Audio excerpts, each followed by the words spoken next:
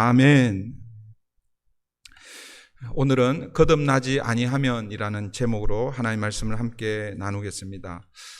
우리는 지난 한 주간 우리 특세를 하는 동안 요한복음의 말씀을 함께 살펴보았습니다.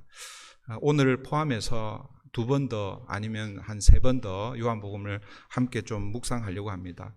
우리가 주일마다 마가복음을 지금 강의하고 있는데 특세를 하면서 조금 더 해야 되겠다 이런 마음이 있었어요. 그래서 오늘하고 짧게 하면 2번 더, 조금 더 길게 하면 한 3번 정도 그렇게 요한복음을 함께 나누려고 합니다. 오늘 본문은 예수님과 니고데모와의 대화이죠. 대화의 주제는 크게 보면 하나님의 나라이고 좁게 보면 거듭남에 관한 내용입니다. 여러분, 이 주제는 요한복음 2장에서 다루었던 주제와 연결되어 있습니다. 그래서 혹시 여러분 우리 특세의 현장에서 그리고 또 유튜브를 통해서 참여하지 못하신 분들은 우리 교회 유튜브를 통해서 요한복음 1장, 2장, 1장은 뭐 시간이 되시는 분들은 1장도 들으시고, 시간이 정 없으면 2장의 말씀을 여러분들 함께 좀 듣고, 그리고 오늘 말씀을 또 같이 이렇게 생각하면 좋겠습니다. 왜냐하면 사실은 1장, 2장, 3장, 4장 이 요한복음은 공간복음과 달리 어떤 주제를 가지고 이렇게 일련의 주제를 가지고 이렇게 이어지는 말씀입니다. 그래서 요한복음 2장에서 다루었던 주제와 오늘 본문의 주제가 연결되어 있습니다. 여러분, 요한복음 2장에서 우리가 다루었던 2 사건이 있죠. 그 2 사건이, 첫 번째는 예수님께서 공생애, 요한복음입니다. 요한복음에서 공생애를 시작하시면서 첫 번째 표적 사건을 일으키신 가나 혼인잔치에서 물을 포도주로 만든 사건이고, 2번째 내용은 성전 청결 사건이었습니다. 그러나 이 2 사건이 지향하는 주제는 하나님의 나라입니다. 예수님은 하나님의 나라를 회복하기 위해서 이 땅에 오셨습니다. 이 하나님 나라를 어떻게 회복하시는가? 그것을 가나 혼인 잔치를 통해서, 그리고 성전 청결 사건을 통해서 우리에게 보여주신 것이죠. 가나 혼인 잔치에서는 물을 포도주로 만드심으로 하나님의 나라를 어떻게 회복하실 것인지 보여주셨습니다. 여러분, 그 물이 어떤 물이라고 말씀을 드렸습니까? 그 물은 그냥 일반적인 물, 물론 똑같은 물, 이 본질은 똑같은 물이지만, 그러나 유대인들의 정결 의식에 사용되는 물이라고 그렇게 소개하고 있습니다. 그것은 옛 언약을 상징하고 율법을 상징합니다. 그 물을 사용하셔서 예수님은 포도주를 만드셨습니다. 물을 가지고 포도주를 만든 사건은 영적으로 설명을 드리면 율법을 사용하여 새로운 법을 만드셨다, 은혜의 법을 만드셨다라고 그렇게 해석할 수 있습니다. 그러면 포도주가 상징하는 것이 무엇이겠습니까?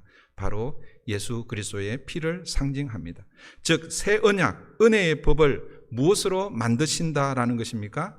예수 그리스도 자신의 피로 만드시겠다라는 것이죠. 결국 포도주가 상징하는 것은 예수님의 십자가 사건입니다. 2번째 사건은 성전 청결 사건입니다. 이스라엘 백성들에게 성전, 이것은요, 사실은 이스라엘 백성들은 성전을 떼고 이스라엘 유대인들을 생각할 수가 없습니다. 성전은 그들에게 있어서 가장 중요한, 어쩌면 그들의 센터, 삶의 중심이었고, 그리고 그 광야에서 행진할 때 성막이 가장 앞에 서서 그렇게 가잖아요. 그러니까 삶의 중심이고 삶의 시작의 출발점이라고 할 수 있는 것이 이스라엘 백성들에게 있어서의 성전입니다. 여러분, 성전은 하나님의 임재를 상징하는 곳이죠. 하나님과 하나님의 백성들이 만나서 교제하는 곳이 성전입니다. 그 하나님과 하나님의 백성이 만나서 교제한다라는 그 의미가 어떤 의미냐? 바로 잔치한다라는 그런 의미죠. 그런데 인간의 죄 때문에 잔치를 하기 전에 먼저 선행해야 할 일이 있습니다. 그것이 바로 제사입니다. 그 제사에는 반드시 희생 제물이 요구됩니다. 그리고 그 제사로 인해 죄 용서함을 받게 되면 그 죄 용서함의 기쁨, 그것이 뭐예요? 흘러 넘치는 곳, 그것이 잔치이죠. 잔치. 그것이 어디에서 일어납니까? 바로 성전에서 일어나는 것이죠. 그런데 하나님 나라의 잔치가 이 땅에 벌어져야 할 곳이 성전인데, 그런데 성전이 그 기능을 잃어버렸습니다. 그래서 예수님께서는 그 화려하게 보이는 그 성전을 가리켜서 어떻게 말씀하셨어요? 저 성전을 헐라 내가 3일 만에 다시 일으키겠다라고 그렇게 말씀하셨습니다. 이제는 더 이상 건물 성전이 아니라 예수님 자신이 성전이 되어 성전의 기능을 회복하시겠다라는 그런 의미인 것이죠. 오늘 본문은 예수님께서 회복하실 그 하나님의 나라, 그리고 그 하나님 나라의 잔치에 그러면 누가 참여할 수 있는가, 그 문제를 다루고 있습니다. 바로 예수님과 니고데모와의 이 대화를 통해서 누가 하나님의 나라 그 잔치에 참여할 수 있는가. 1절 2절 우리 함께 보겠습니다. 1절 2절입니다. 그런데 바리새인 중에 니고데모라 하는 사람이 있으니 유대인의 지도자라. 그가 밤에 예수께 와서 이르되 랍비여, 우리가 당신은 하나님께로부터 오신 선생인 줄 아나이다. 하나님이 함께 하시지 아니하시면 당신이 행하시는 이 표적을 아무도 할 수 없음이니이다. 니고데모라고 하는 사람이 예수님을 찾아왔습니다. 니고데모를 이렇게 설명하고 있죠. 바리새인 중에 한 사람이고 유대의 지도자, 유대인의 지도자, 관원이라고 그렇게 소개되기도 됩니다. 그리고 보통의 경우는 사내들인 공회의 의원이었다라고 이렇게 이야기합니다. 그런데 이 사람이 밤에 예수님을 찾아옵니다. 아마도 자신의 체면 때문에 다른 사람들의 눈을 피해서 왔을 것입니다.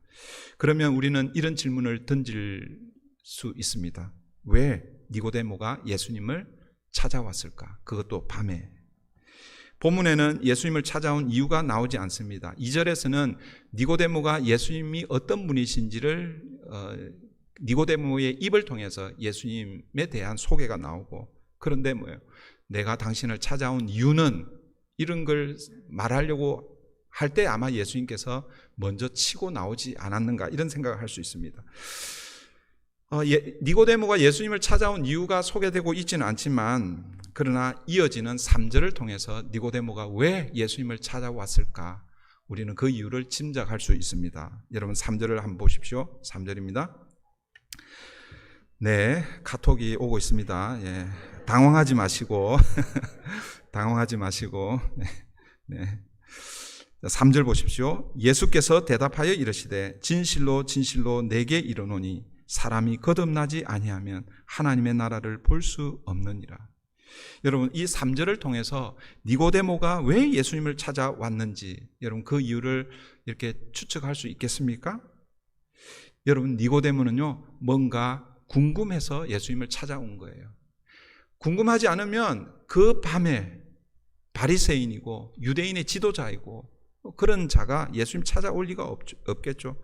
뭔가 궁금해서 찾아온 것입니다. 뭐가 궁금해서 찾아왔을까요? 예수님의 이 3절의 이 말씀을 통해서 우리가 유추할 수 있는 것이죠. 하나님의 나라에 대해서 궁금해서 찾아온 것입니다. 예수님은 니고데모의 마음을 다 아셨습니다. 우리가 신년 특세 할 때에 2장을 제가 마지막 부분을 사실은 강해를 하지 않았습니다. 그런데 여러분 2장 25절을 한번 보세요. 2장 25절. 우리 3장 옆에 붙어 있잖아요. 그죠? 25절 보시면 또 사람에 대하여 누구의 증언도 받으실 필요가 없었으니 이는 그가 친히 사람의 속에 있는 것을 아셨음이니라. 예수님은 사람의 마음을 다 아십니다. 저의 마음도 아시고 오늘 여러분들이 이 자리, 예배의 자리에 앉아있는 여러분의 마음도 아십니다. 이런 표현을 써서 죄송한데 이렇게 멀쩡하게 또 점잖게 이렇게 앉아있지만 여러분, 저는 여러분들이 무슨 생각하면서 앉아있는지 모르지만 주님은 다 아신다라고 말씀하고 있는 거예요. 하나님께 집중하는 저와 여러분 되기를 바랍니다. 예수님은요, 밤에 자신을 찾아온 이 니고데모의 이 마음을 다 아시고 그가 궁금해하는 하나님 나라에 대해서 예수님이 미리 말씀하고 있는 것입니다. 여러분, 제가 서두에 요한복음 2장에서 다루고 있는 큰 주제가 뭐라고 말씀을 드렸습니까? 하나님의 나라에 대한 큰 주제고 그 주제를 두 가지 사건을 통해서 말씀하셨다라고 그렇게 말씀을 드렸잖아요. 그죠? 하나님의 나라, 그 나라에서 이루어질 잔치, 그런데 그 잔치가 성전에서 이루어져야 하는데 여기서 이 성전은 어제 새벽에 말씀드렸죠. 히에론의 성전, 건물 성전을 의미합니다. 건물 성전에서 제대로 이루어져야 하는데, 그런데 뭐예요? 예수님께서 그 성전을 청소하시는 거예요. 청결케 하시는 거예요. 근데 원래 의미는 그냥 단순히 청소가 아니라고 그랬죠. 만약에 예수님이 성전을 정결케 했다라고 하면, 깨끗하게 청소했다라고 하면, 그러면 어떤 의도로 그렇게 하는 거예요? 그 성전을 다시 사용하시겠다라는 그런 의도를 가지고 하는 거잖아요. 그죠?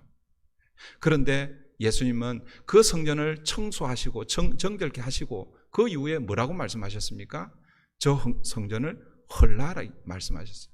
그리고 본인 몸으로 내가 3일 만에 다시 짓겠다라고 그렇게 말씀하셨어요. 그러니까 성전 정결 사건은 단순히 성전을 깨끗하게 청소하는 사건이 아니라 사실은 성전을 심판하신 사건이라는 것이죠. 그러니까 여러분, 이 니고데모는요, 예수님이 지금 그렇게 하시는 것들을 다 보았어요. 그리고 이 사람은 바리새인이기 때문에 율법에 대해서 능통하고 하나님의 나라를 기다리고 있었던 사람입니다. 그런데 예수라는 사람이 가나 혼인잔치에서 물을 포도주로 만드시고 그리고 성전을 심판하시며 자신이 성전 되겠다고 하는데 도대체 저게 무슨 얘기인가? 그런 것들이 아마 궁금했을 것입니다. 그래서 그 밤에 예수님을 찾아온 것이지요. 예수님이 말씀하시는 하나님의 나라, 그러면 그 나라는 어떻게 들어갈 수 있는가? 누가 들어갈 수 있는가? 이런 것들이 궁금했을 것입니다. 여러분, 누가 하나님 나라에 들어갈 수 있다 말씀합니까? 다시 3절을 보십시오. 3절을 보십시오. 이 3절이 아주 중요한 말씀입니다. 예수께서 대답하여 이르시되 진실로 진실로 내게 이르노니 사람이 거듭나지 아니하면 하나님의 나라를 볼 수 없느니라. 하나님의 나라를 볼 수 없다라고 이렇게 표현되어 있지만 5절에 가면 하나님의 나라에 들어갈 수 없다라고 이렇게 또 다시 설명하고 있습니다. 그러니까 하나님 나라를 볼 수 없다, 이 말은 결국 하나님의 나라에 들어갈 수 없다라는 그런 의미입니다. 그러니까 바꾸어서 하나님의 나라에 누가 들어갈 수 있는가라는 것이죠. 하나님의 나라에 들어갈 수 없는 사람은 거듭나지 않은 사람이에요. 그러면 하나님의 나라에 들어갈 수 있는 사람은 거듭난 사람이죠. 거듭남이란 다시 태어나는 거죠. 영어로 하면 born again입니다.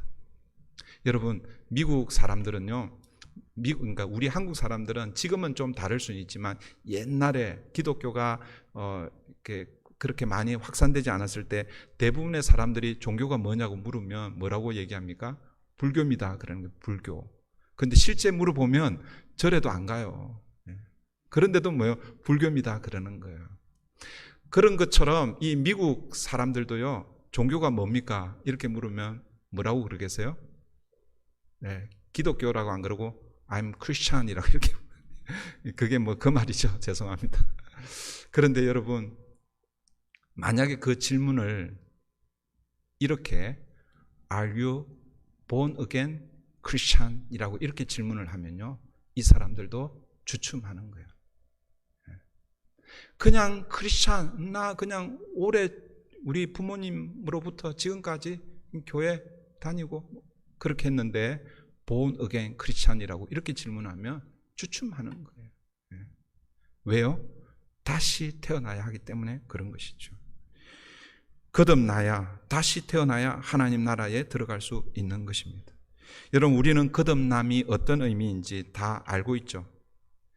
혹시 이 중에 거듭남이 모르시는 분들 계시면 오늘 성령의 능력으로 성령이 함께 하셔서 거듭남이 무엇인지, 아니 거듭남이라는 이 단어 자체를 모른다는 것이 아니라 그 거듭남이 어떻게 내 안에 역사하는지, 그게 혹시라도 희미하거나 모르시는 분들 계시다면 성령의 은혜로 오늘 이 예배의 자리에서 거듭남의 은혜가 있기를 바랍니다. 그런데 여러분, 우리는 이 거듭남, 다시 태어남, born again, 이게 뭔지를 우리가 알고 있습니다. 그런데 여러분, 니고데모는 그것이 뭔지 이해를 못하는 거예요.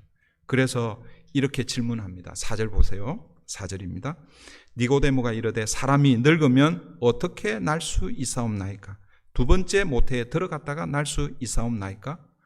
여러분, 니고데모가 거듭남이라는 이 말 뜻 자체를 모르는 게 아니에요. 그런데 니고데모의 질문, 이 질문은 어떤 의미겠어요? 어떻게 그게 가능하냐라는 거예요. 두 번 태어나는 거, 다시 태어나는 이게 어떻게 가능한가라는 거예요. 사람이 늙었는데 어떻게 다시 부모, 엄마 뱃속에 들어가서 다시 태어나야 됩니까? 그게 어떻게 가능합니까? 이렇게 질문하고 있는 것이죠. 예수님의 말씀을 전혀 이해하지 못하고 있는 것입니다. 그래서 예수님이 5절에서 다시 설명하고 있습니다. 5절 보십시오. 예수께서 대답하시되 진실로 진실로 내게 이르노니 사람이 물과 성령으로 나지 아니하면 하나님의 나라에 들어갈 수 없느니라. 이제는 뭐예요? 들어갈 수 없다라고 이렇게 딱 말씀하고 있죠. 다시 태어나는 것, 여러분 그것은 물리적으로 생물학적으로 어머니 뱃속에 다시 들어가서 태어나는 것이 아니라 물과 성령으로 태어나는 것이라 말씀하고 있습니다. 여러분 여기서 이 물과 성령으로 태어난다라는 것, 이전에는 이것을 물과 성령을 구분하여서 물 세례, 성령 세례로 그렇게 해석했습니다. 뭐 그것이 완전히 틀렸다라고는 할 수는 없지만 그렇게 보는 것보다도 이 헬라어를 자세히 보게 되면 관사 하나에 물 and, 영어로 하면 a, water and spirit 뭐 이런 식으로 되어 있단 말이에요.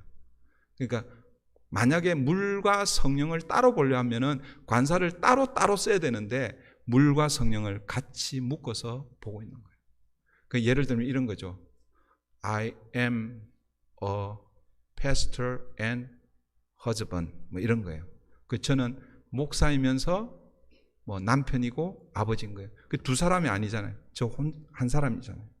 그래서 요즘은 이 물과 성령을 물 곧 성령으로 이렇게 해석을 합니다. 왜냐하면 요한복음에서 물은 성령을 상징합니다. 여러분 우리가 지금 요한복음 3장을 보고 있는데 제가 다음 주에 4장을 보려고 합니다. 요한복음 4장으로 가면 예수님께서 오늘 보면은 니고데모와의 대화가 나타나지만 4장에는 사마리아 여인, 여러분 잘 아는 이 사마리아 여인과의 대화가 나옵니다. 그런데 그 대화의 시작이 무엇입니까? 물이잖아요, 물. 예수님께서 그 사마리아 여인에게 내게 물 좀 다오 이렇게 이야기합니다. 그 대화가 쭉 이어지는데 예수님께서 뭐라고 말씀하십니까? 내가 주는 물은 영원히 목마르지 아니하리라 이렇게 말씀하십니다. 내가 주는 물은 영원히 목마르지 아니하리라. 여기서 이 물은 무엇을 의미하겠어요? 우리가 이해하는 그 물이 아니라는 것이죠. 바로 성령을 의미하는 것이죠. 요한복음 7장으로 가면 더 분명하게 말씀합니다. 요한복음 7장, 몇 장 넘기면 7장이잖아요. 한번 살펴보십시오. 찾아보십시오. 요한복음 7장 37절부터 39절입니다. 요한복음 7장 37절입니다. 명절, 끝날, 여기서 이 명절은 유대인들의 명절이 여러 개가 있는데 그 중에 3대 절기 가운데 세 번째 절기, 마지막 절기, 초막절 절기입니다. 초막절 절기의 마지막 날 하는 이 퍼포먼스가 있어요. 다윗의 우물에서 물을 길러서 그 제사하는 가운데 고랑을 팔고 그 위에 물을 뿌리는 그 마지막 그 퍼포먼스가 있는데 그 일을 하기 전에 예수님께서 갑자기 일어나서 큰 소리로 외치는 거예요. 자, 37절 다시 봅니다. 명절 끝날 곧 큰 날에 초막절 마지막 날을 얘기하는 거예요.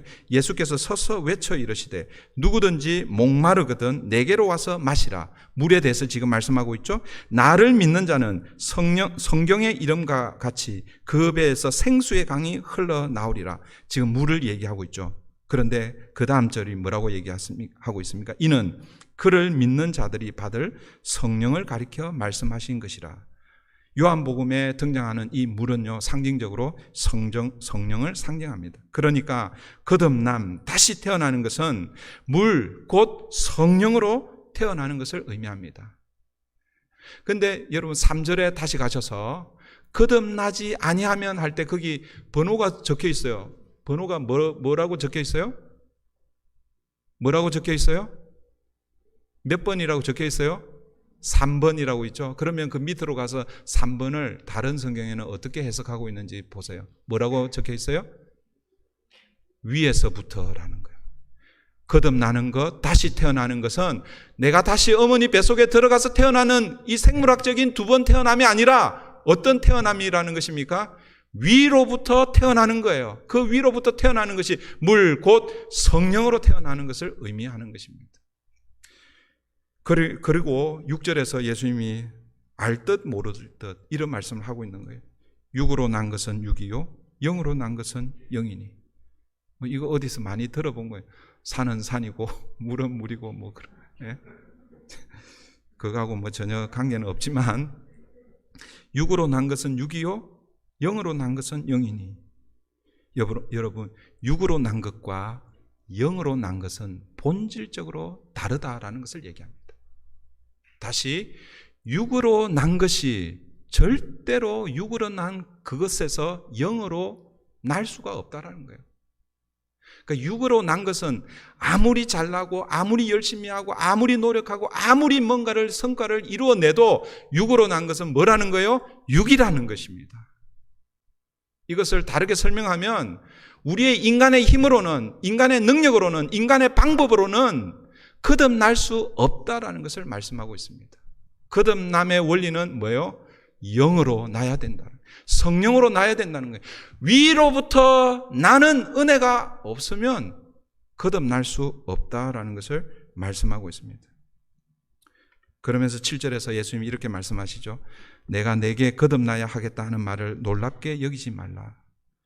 여러분, 지금 예수님께서 말씀하시는 것, 지금 니고데모에게, 지금 니고데모가 지금 놀라고 있는 거예요. 놀랍게 여기지 말라. 니고데모가 이 말을 지금 알아들었을까요? 못 알아들었을까요? 못 알아듣는 거예요. 사실은 여러분들도 이 말씀을 그냥 읽으면 못 알아들을 가능성이 많이 있죠. 그죠? 그래서 예수님은 한 비유를 들어서 위로부터 난다는 게 무엇인가? 성령으로 난다는 것이 무엇인가? 그것은 우리의 이해로는 알 수 없다라는 것을 예수님께서 8절에서 한 그러니까 바람을 예를 들어서 설명하고 있습니다. 8절입니다.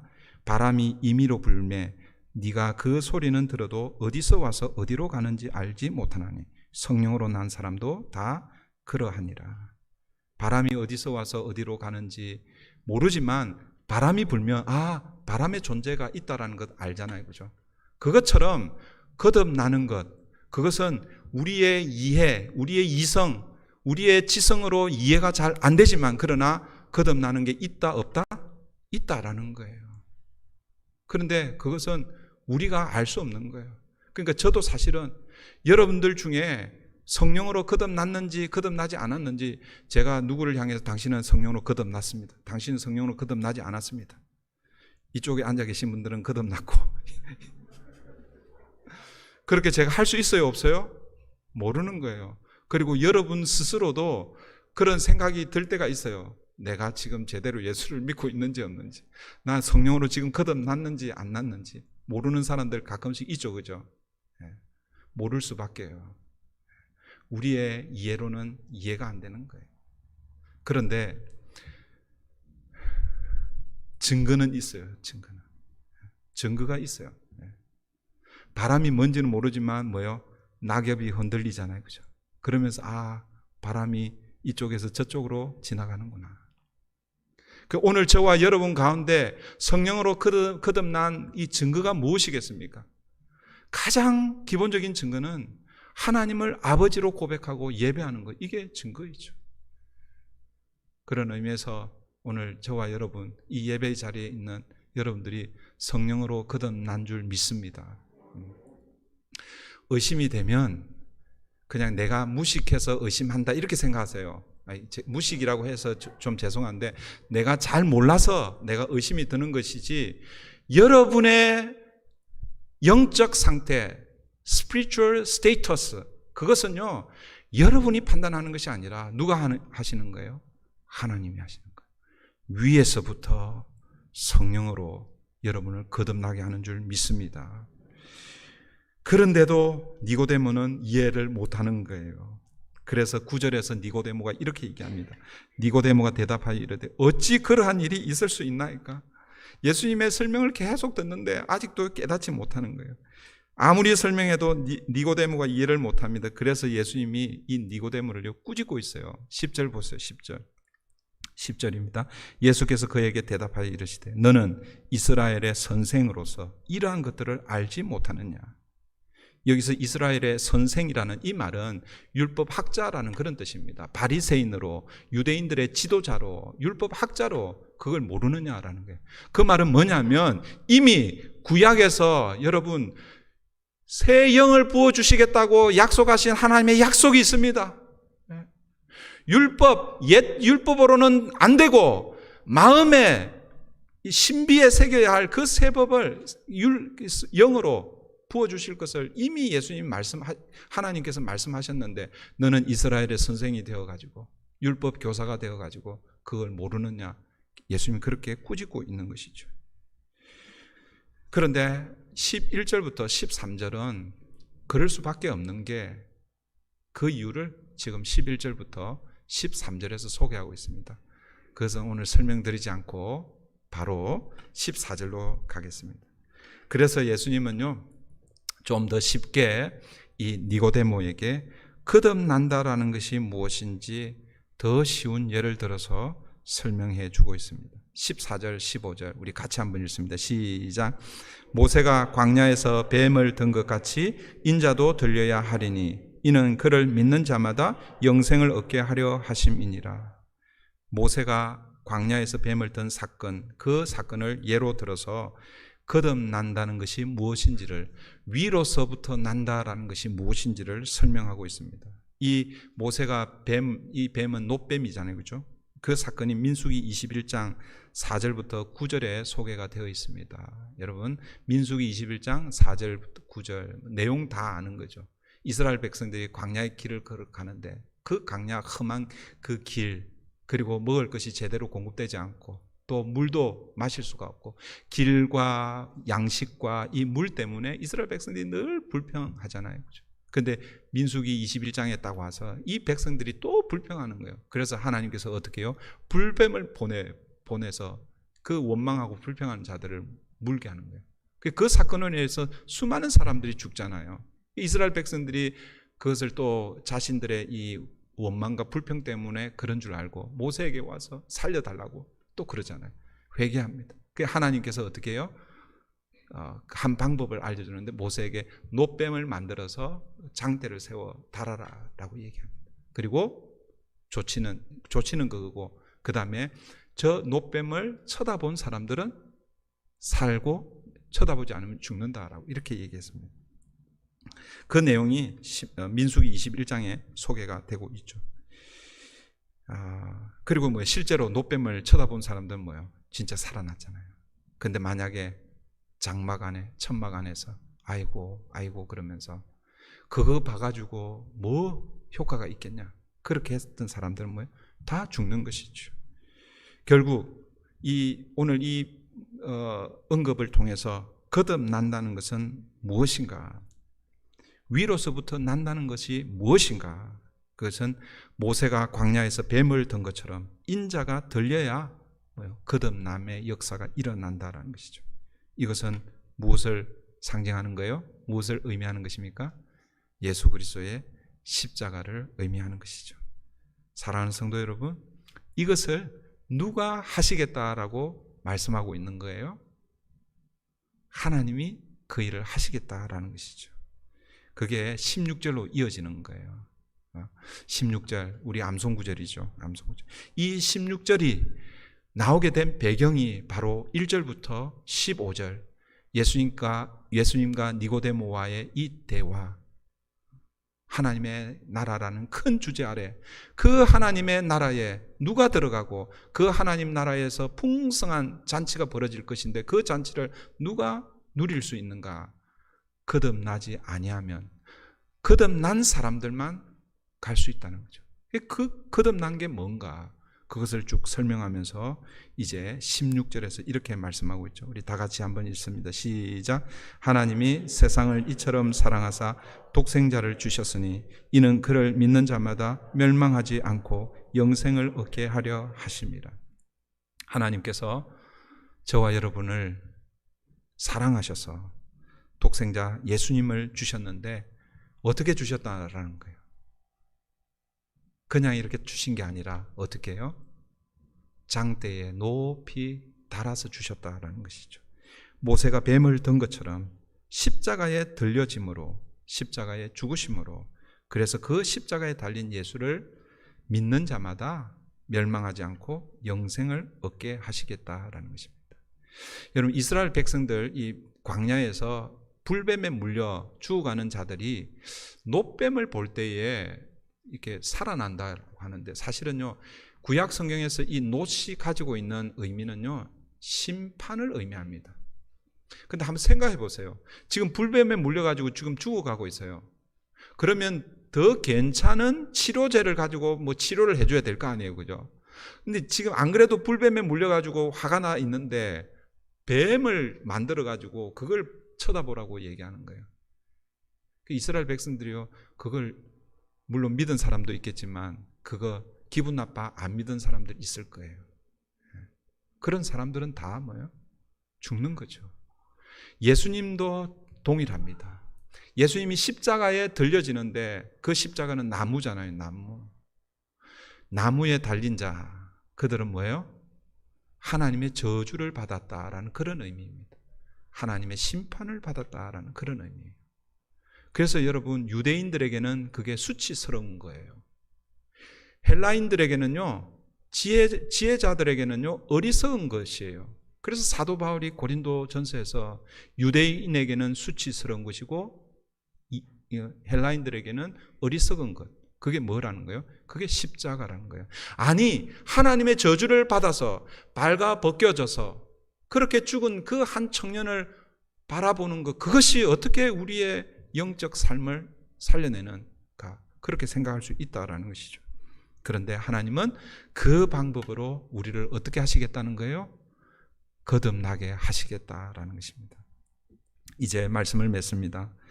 요한복음 2장에서 큰 주제는 하나님의 나라라고 말씀드렸죠. 요한복음 3장의 큰 주제는 그 하나님 나라에 어떻게 들어갈 수 있는가입니다. 여러분, 어떻게 들어갑니까? 누가 들어갑니까? 거듭난 사람이 들어가는 것이죠. 다시 3절을 보겠습니다. 3절 우리 다 같이 읽습니다. 시작. 예수께서 대답하여 이르시되 진실로 진실로 내게 이르노니 사람이 거듭나지 아니하면 하나님의 나라를 볼 수 없느니라. 하나님 나라에 들어갈 수 없느니라. 거듭나지 아니하면 하나님의 나라에 들어갈 수 없다. 여러분, 이 본문을 가지고요, 18세기 영국의 조지 휘필더라는 목사님이 이 설교를 가지고요, 그 한 교회, 목회하는 한 교회에서 300번의 설교를 했다고 그래요. 300번 설교가요, 그게 뭐 예를 들어서 신구약 전체를 300번 하는 거야 뭐 어렵지 않죠. 그런데 한 본문을 가지고, 한 주제를 가지고 300번을 설교하려고 하면 얼마나 자주 설교해야 되는지 몰라요. 만약에 일주일에 한 번, 그러니까 공적 예배에서 설교를 한다면 뭐 1년에 한 번 한다고 그러면은 300년을 해야 되잖아요. 그죠? 한 달에, 그럼 1년에 한 달에 한 번씩 하면 12번이잖아요. 그럼 몇 번이야? 1년에 10번을 해도 30년을 해야 되잖아요. 30년. 한 달에 한 번씩 한다. 그러니까 처음에 이 설교가 시작하고 은혜를 받았어요. 그런데 나중에 또 이 설교를 또 하는 거예요. 그때도 또 은혜를 또 받았어요. 우리 장로님들이. 그런데 세 번째, 네 번째 설교를 할 때 목사님한테 조금 이상하게 생각이 드는 거예요. 그래갖고 당회가 의논해가지고 목사님을 찾아갔어요. 아니, 목사님, 했던 설교 또 하고 또 하고 왜 이렇게 했던 설교를 자주 하십니까? 그때 그 목사님 뭐라고 대답했겠어요? 제가 했던 설교를 또 하는데 여러분의 삶의 모습이, 거듭난 모습이 보이지 않기 때문에 높아심에 의해서 제가 했던 설교를 또 하고 또 하고 하는 거예요. 그리고 그 이후에 이 설교를 하는데 더 이상 얘기하지 않는 거예요. 그래서 300번을 했다는 그런 전해지는 전설이 있습니다. 여러분, 웃을 일이 아닙니다. 거듭나지 아니하면 사실은 우리가 하고 있는 이 모든 것들이 다 뭐예요? 아무것도 아니기 때문에 그렇습니다. 거듭나지 아니하고 예배하는 이 예배는요, 더 이상 예배가 아닙니다. 그냥 목사의 원맨 쇼 보는 거죠. 우리 성가대 그래 찬양 잘하나 못하나, 화음 맞나 안 맞나, 거듭나지 않으면요 그냥 예배는 쇼에 불과한 거예요. 거듭나지 아니한 사람이 드리는 헌금은요 더 이상 헌금이 아닙니다. 그것은 그냥 도네이션이죠. 그냥 뭐죠? 자선이 이 헌금, 자선 뭐라고 그래요? 자선 행위입니다. 거듭나지 아니하면. 거듭나지 아니한 사람이 하는 봉사는 그냥 발런티어예요. 그냥 자원봉사입니다. 그래서 뭐예요? 거듭남이 중요한 거예요. 거듭나야 우리가 하는 이 예배가 하나님을 예배하는 것이고, 거듭나야 우리가 드리는 기도와 찬양과 물질과 헌신과 봉사가 하나님 앞에 의미 있는 것이죠. 그래서 뭐예요? 거듭남이 중요한 것입니다. 사랑하는 성도 여러분, 거듭나셨습니까? 혹시 대답하기가 곤란하신 분들은 하나님, 내가 거듭났습니까? 기도해 보세요. 거듭남의 은혜를 주십시오. 내 힘으로 가능한 것이 아닙니다. 거듭남은 위로부터 물고 성령의 능력으로 나야 하는 것입니다. 이 시간 우리 함께 기도합시다. 거듭남을 경험한 사람, 나는 거듭난 사람입니다. 알고 있는 사람, 그 사람은 하나님, 내가 하나님 나라 백성으로 이 땅을 살게 해주시옵소서. 비록 이 세상은 지금 또 여전히 코로나 팬데믹 가운데 너무나 어렵고 힘든 그런 순간들을 우리가 지내고 있지만, 그러나 이 땅에서 예배를 통해서 하나님이 주시는 은혜의 자리, 잔치의 자리를 이 땅에서 누리는 자 되게 해주시옵소서. 혹시 아직 거듭남의 은혜를 깨닫지 못한 사람은 하나님 성령의 능력으로, 성령의 역사로 말미암아 내 안에 거듭남의 이 확인, 이것이 내 안에 있게 해주시옵소서. 그래서 이 땅을 살 때 그냥 옛날 살았던 그 방식으로 사는 것이 아니라 정말 하나님의 자녀로 거듭난 자로 이 땅을 살게 해주시옵소서. 이 시간 우리 함께 말씀을 기억하면서 같이 기도하십시다. 하나님,